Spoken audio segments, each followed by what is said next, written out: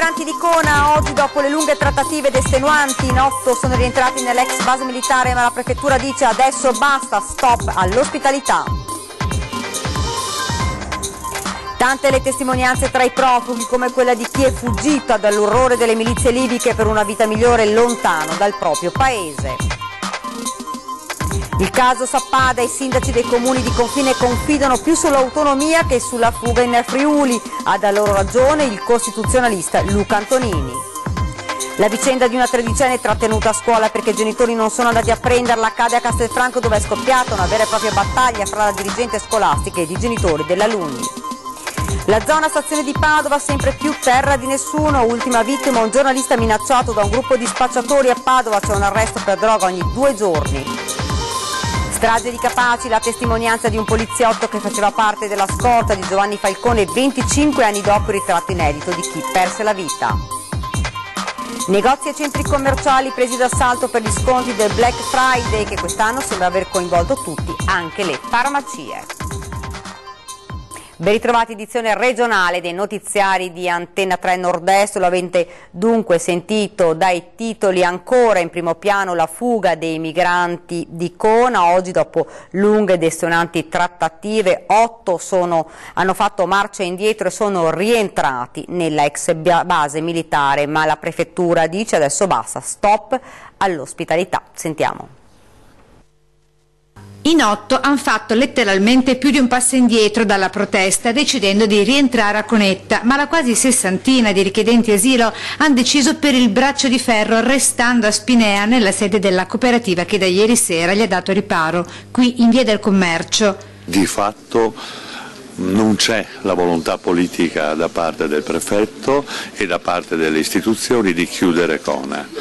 E se ci fosse questa volontà politica si troverebbe un punto di incontro. Ma dopo riunioni a porte chiuse e semiaperte con i portavoce dei migranti, sindacati, attivisti, volontari, viceprefetto, vicequestore, con tanto di assemblea degli stessi richiedenti asilo,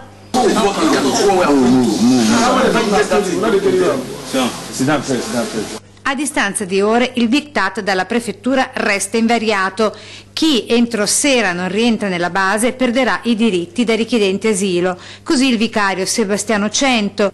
Tutto questo dopo che in mattinata la prefettura aveva dato segni di apertura chiedendo una lista dei primi 100 migranti di Cona da ridistribuire nel territorio, dando la priorità a chi presenta patologie e disagi di tipo psicofisico, purché comprovati da certificato medico. Ma però la prefettura ancora ha detto no, perché queste 100 persone qua, finché loro non rientrano in questo campo, non li fanno vedere questa lista, che devono essere trasferiti tra oggi e domani. E adesso vi raccontiamo la testimonianza di alcuni migranti in fuga per la vita dall'orrore delle milizie libiche. Sentiamo.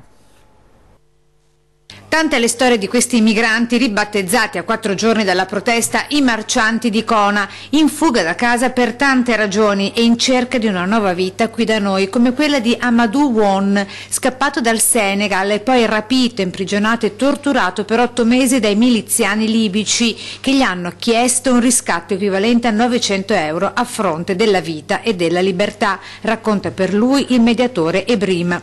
È stato rapito, anche è stato messo in prigione, anche è stato picchiato, ha rotto la gamba, anche gli fa male qua, costa, anche l'occhio che gli fa male, anche il stomaco ha detto, anche i denti, ha perso 2 denti. E se non si paga, giù botte, ci dice mostrandoci questo video agghiacciante e terrificante che se reale finisce con un accoltellamento che non vi mostreremo. E quando gli si chiede perché vengono messi in atto i rapimenti, la risposta è più che eloquente. Perché chiedono i soldi, adesso ci sono i gruppi criminali che ti chiedono soldi, finché tu non paghi non ti lasciano di andare via. Stessa sorte è capitata anche a uno dei 2 migranti portati ieri in ospedale d'urgenza e oggi ancora ricoverato. Soffre di gravissimi attacchi di panico dopo che i miliziani gli hanno trucidato la moglie sotto i suoi occhi, racconta un altro attivista. Questo ragazzo attualmente è ricoverato all'ospedale di Dolo, sta seguendo degli accertamenti, stiamo aspettando che ci chiamino per capire come poter fare qualcosa nel suo caso. Un altro ragazzo invece siamo andati a prenderlo questa mattina all'ospedale All'Angelo di Mestre e anche nei suoi confronti è stato ricoverato per una crisi epilettica. Ed ora il caso Sappada. I sindaci dei comuni di confine della Marca confidano più sull'autonomia che sulla fuga in Friuli. A dar loro ragione il costituzionalista Luca Antonini, un esempio per tutti, Meduna di Livenza, che ha tentato quella strada nel 2008 e ora punta sul Veneto autonomo. Fanno bene i sindaci dei comuni di confine della Marca a puntare tutto sull'autonomia del Veneto, accantonando l'ipotesi del passaggio al Friuli. Ad affermarlo è il costituzionalista Luca Antonini, per il quale i comuni che da anni parlano di referendum ricaverebbero più benefici dall'autonomia regionale piuttosto che dal passaggio oltre confine, dove certo le convenienze sono sotto gli occhi di tutti. È un sistema istituzionale più autonomistico e con più risorse. Lo stesso però si può ottenere per il Veneto ed è giusto che lo ottenga il Veneto, perché non è assolutamente da meno della regione Friuli-Venezia Giulia, anzi al confronto a parità di risorse è certamente meglio. Quindi diciamo, questo che sta succedendo deve essere uno sprone per il governo e capire che il sistema non regge più. Ne è convinta anche il sindaco di Meduna di Livenza, Marica Fantuz, promotrice 9 anni fa proprio del referendum per il passaggio al Friuli. L'idea del referendum promosso nel 2008 è nata assolutamente come forma di protesta che voleva provocare un attimino lo Stato centrale per sottolineare le disuguaglianze che i residenti dei comuni di confine registrano giorno dopo giorno. Il referendum sì sull'autonomia del 22 credo sia determinante per dare risposte concrete e eliminare di fatto le disuguaglianze, le differenze che lamentavamo nel 2008 con la richiesta di passaggio in Friuli. Questa sia un'occasione storica, se qualcuno fosse riuscito a farlo 20 anni fa probabilmente oggi saremmo autonomi e comunque sicuramente non avremmo fatto di sicuro il referendum nel 2008, è un'occasione storica, io ci credo, la Costituzione lo prevede e quindi la nostra battaglia oggi sarà questa, insomma, per l'autonomia. Ma non tutti ci credono e Cortina ha già fatto sapere di voler tentare il salto. Il governo deve prendere atto che c'è una situazione critica di sofferenza della regione Veneto per il fatto di confinare con 2 regioni speciali e la risposta in Costituzione c'è, è quella della maggiore autonomia. Se noi venisse realizzato il progetto presentato dal Veneto non converrebbe a nessuno spostarsi dall'altra parte. Ed ora ci spostiamo nel Trevigiano con la cronaca. Una 13enne scortata dai carabinieri fino a casa? La vicenda di poco paradossale accade nella scuola media Sarto di Castelfranco, dove è scoppiata una vera e propria battaglia tra la dirigente scolastica e i genitori degli alunni. Una vicenda che sta diventando davvero paradossale. A scatenare la polemica, l'ordinanza sicurezza firmata dalla dirigente scolastica della scuola media Sarto di Castelfranco, che di fatto obbliga i genitori ad andare a prendere i figli a scuola. Da soli non potranno più tornare. Se dovessero farsi male, ne risponde, dice, la scuola. Una direttiva che è arrivata solo pochi giorni fa, come un fulmine a ciel sereno, immediata la protesta, ma dalla scuola nessun ripensamento. Così una 13enne che abita ad un'ottantina di metri dalla scuola è stata fermata perché il papà si è rifiutato di andarla a prendere. Tanto che la dirigente ieri ha allertato anche i carabinieri. Le ragioni del genitore sono chiare. Oggi di fatto non c'è nessun controllo, è tutto qui il discorso, quindi equità. Devo venirla a prendere e devo delegare qualcuno. Mi devi dire con chi è andata a casa mia figlia. Può venire a casa da sola come fa dalla 4ª elementare e come credo abbiano fatto tutti i bambini. E a quel punto va bene. Fra l'altro nemmeno oggi questo papà è andato a prendere la figlia, ma d'incanto è tornata a casa da sola. Sì, di fatto è tornata a casa da sola più volte. Ma oggi la scuola l'ha chiamata? Oggi sì, mi hanno avvertito che la bambina sarebbe venuta a casa da sola, immagino come hanno sempre fatto, abbiano registrato le telefonate. Ma la direttiva allora c'è oppure no? La dirigente questa mattina aveva detto che avrebbe chiamato nuovamente i carabinieri, ma a quanto pare la scuola ha deciso diversamente. poi la battuta ironica del papà al ministro dell'istruzione Valeria Fedeli. Ma la ministro Fedeli non ha detto che possiamo delegare i nonni? Sì, i nonni della Fedeli sono disponibili, possono andare a prendere mia figlia, li delego volentieri. Non intende tornare indietro e non andrà a prendere a scuola la figlia. Alla nostra domanda, se la scuola dovesse chiamare ancora i carabinieri? Ho riparlato con la bambina chiedendo: ma se vieni a casa con i carabinieri c'è un problema? La bambina mi ha risposto: no, nessuno, di conseguenza vogliono portarla con i carabinieri, mi fanno un piacere soprattutto quando piove. I genitori insomma devono recuperare i propri figli minorenni al termine delle lezioni perché la responsabilità rimane in capo alla scuola. È chiara quindi la dirigente scolastica della scuola media Sarto di Castelfranco, che non intende fare assolutamente marcia indietro, ed intanto il caso continua a far discutere anche sui social. Nessuna marcia indietro, anzi è ferma sulle proprie decisioni la dirigente scolastica che ha firmato la direttiva sicurezza. I genitori o una persona delegata devono andare a prendere i propri figli minorenni al termine delle lezioni.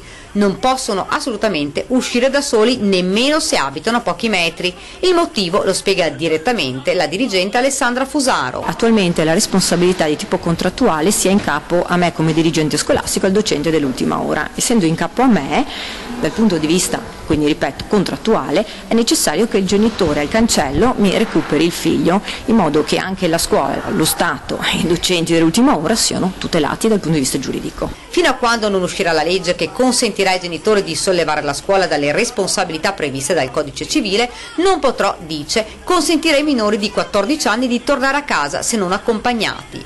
La legge dovrebbe uscire entro fine anno, da gennaio, insomma i genitori potrebbero firmare la liberatoria. Fino ad allora la situazione rimarrà così, per i genitori un problema non da poco. Io avevo un ragazzo che andava in bici e adesso bisogna andarlo a portare e prendere, perché può andare in bici ma non può tornare in bici.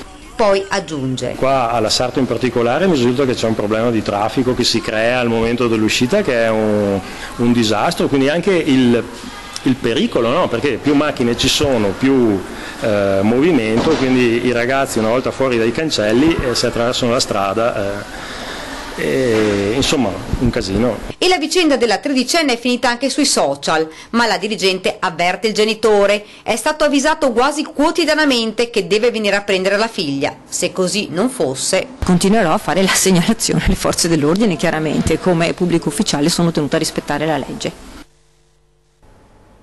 Ed ora ci spostiamo a Padova, la zona stazione sempre più terra di nessuno. Ultima vittima, un giornalista minacciato da un gruppo di spacciatori. A Padova c'è un arresto per droga ogni 2 giorni.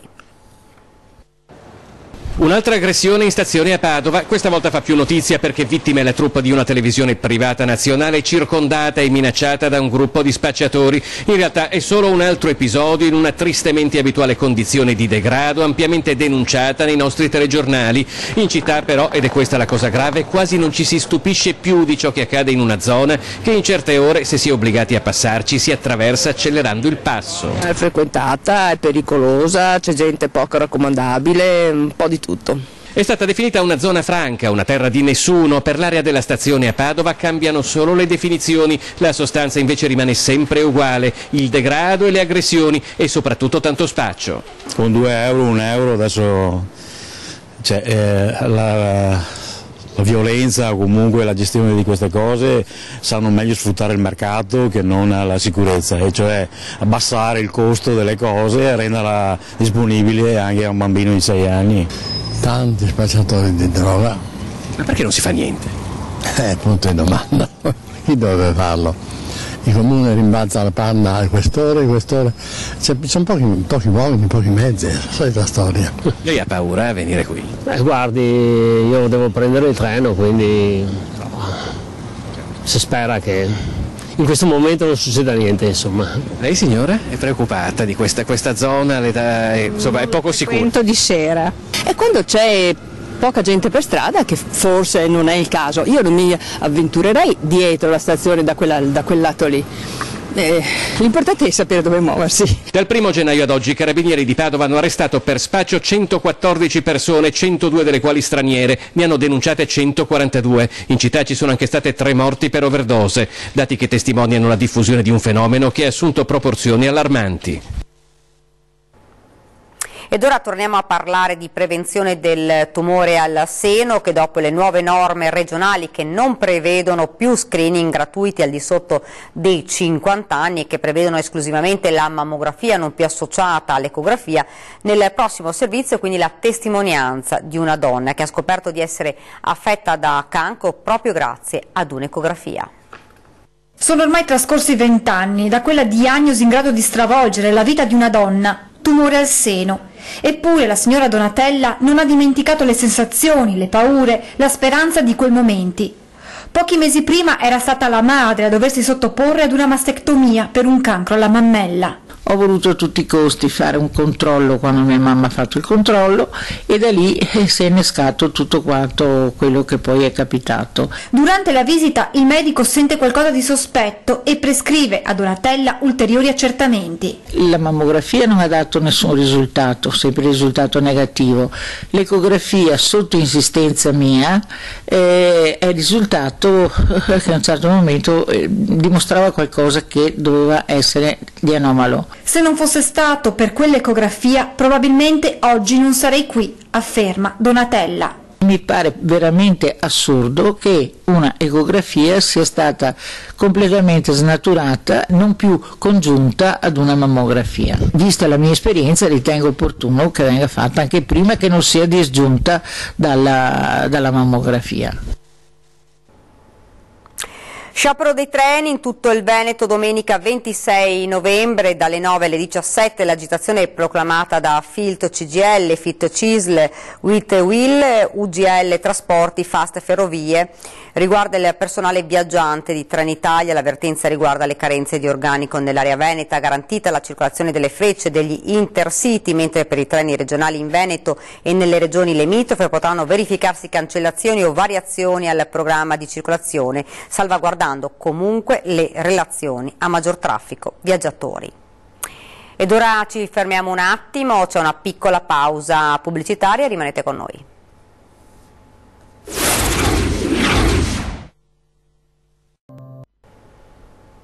Rieccoci nuovamente in studio ed ora ascoltiamo la testimonianza di un poliziotto che faceva parte della scorta di Giovanni Falcone 25 anni dopo, il ritratto inedito di chi perse la vita nella strage di Capaci.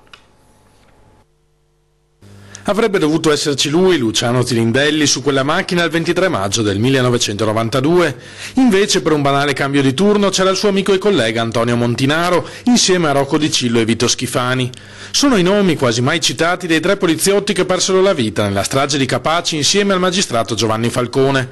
Le loro storie verranno raccontate questa sera nella sala consiliare del comune di Dolo, dalla prospettiva inedita di un loro collega. 3 di questi ragazzi, 3 di questi miei colleghi non ci sono più. Hanno donato la loro vita, il loro ideale di essere in polizia, e lo hanno donato, io credo, all'Italia intera. E per mia sfortuna, perché io avrei voluto esserci quel giorno, quel sabato 23 maggio, io non c'ero, ma se fosse ancora possibile io sarei ancora a disposizione del dottor Giovanni Falcone. Quello che stava per accadere era nell'aria, ricorda Tirindelli, ma tra noi si preferiva non parlarne e nelle macchine non c'era mai alcun tipo di tensione. 25 anni dopo, oltre al dolore, restano i dubbi. Quei 2 soggetti, sto parlando di Rina che ci ha lasciato, di cui non provo nessun sentimento, e il Brusca che era sul posto, che ha premuto quel giorno. Fondamentalmente non erano dei tecnici o delle menti raffinatissime, come diceva Giovanni Falcone, erano semplicemente 2 pecorai, mafiosi ma pecorai. Quindi sarebbe bello sapere quali erano queste menti raffinatissime di cui parlava Giovanni Falcone. Una storia che merita di essere raccontata ancora una volta, soprattutto a chi per ragioni anagrafiche non ha potuto viverla in presa diretta.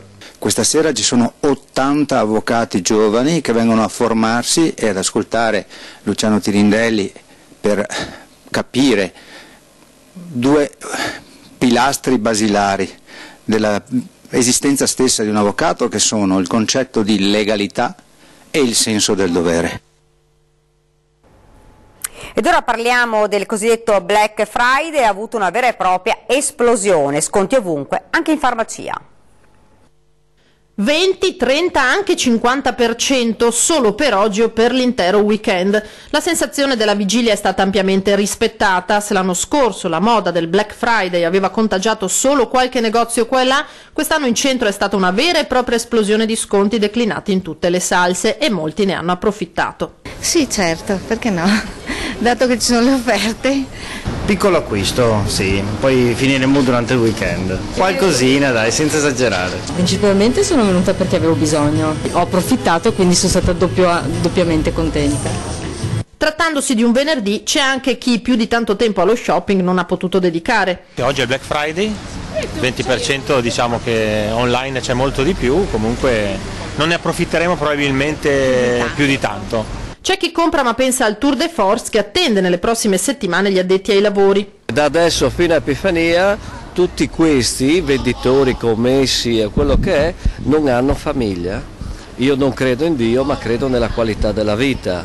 Pronti a vigilare sul rispetto delle regole anche i vigili urbani. È una moda che è stata ripresa ultimamente da diversi esercizi commerciali. Noi anche rispetto a questo nuovo fenomeno saremo presenti e garantiremo tutti i controlli necessari. Dalle prossime ore in arrivo una perturbazione che decreterà l'inizio dell'inverno. In poco meno di 24 ore in Veneto si passerà dall'autunno direttamente all'inverno, con una perturbazione in arrivo nelle prossime ore proprio in concomitanza con il fine settimana. Sabato è attesa l'arrivo di una perturbazione che farà da apripista all'ingresso di correnti più fredde settentrionali che nel corso di domenica porteranno un brusco calo delle temperature. Sabato dunque cielo coperto con deboli precipitazioni in pianura più intense a ridosso dei rilievi. Domenica al mattino ancora ultime piogge sul Veneto, soprattutto i settori orientali lungo le coste, portate appunto da questo ingresso di venti di Bora, venti che aumenteranno l'intensità nel corso della giornata. Venti che allontaneranno le nuvole, ma rimarrà un significativo calo termico. Il risveglio di lunedì mattina sarà prevalentemente con temperature sotto zero su tutta la pianura e di giorno addirittura non saliremo oltre i 7-8 gradi. Ma la tregua al maltempo sarà breve, già da martedì in arrivo piogge e neve fino a 300-500 metri. Ed è proprio tutto per questa edizione del nostro telegiornale, vi lascio le previsioni del tempo, grazie davvero per averci seguito e buona serata.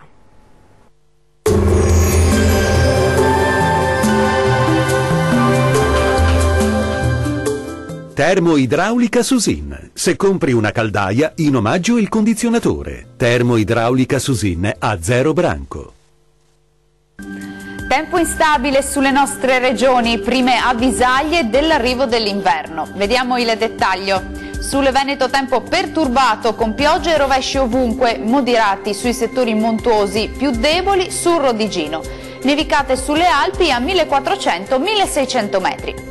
Vediamo anche le temperature, le massime saranno comprese tra 8 e 15 gradi, minime tra 7 e 11 gradi circa. Spostiamoci ora a vedere la situazione del Friuli Venezia Giulia. Maltempo diffuso con molte piogge e rovesci un po' ovunque. Attenzione a fenomeni forti o violenti verso sera. Neve oltre i 1600 metri, in calo deciso a partire dalla nottata. Temperature massime sugli 11-15 gradi, minime tra 9 e 11 gradi circa. Raggiungiamo infine il Trentino Alto Adige. Anche qui sarà presente la perturbazione atlantica, maltempo diffuso con rovesci e temporali ovunque e anche nevicate a 1400-1500 metri, poi in calo fino in collina la sera. Temperature massime sugli 11-12 gradi, minime tra 6 e 10 gradi. Il mare sarà mosso, localmente molto mosso nel Golfo di Trieste, i venti forti da sud, localmente moderati sulla laguna di Venezia. Dal meteo è tutto, arrivederci.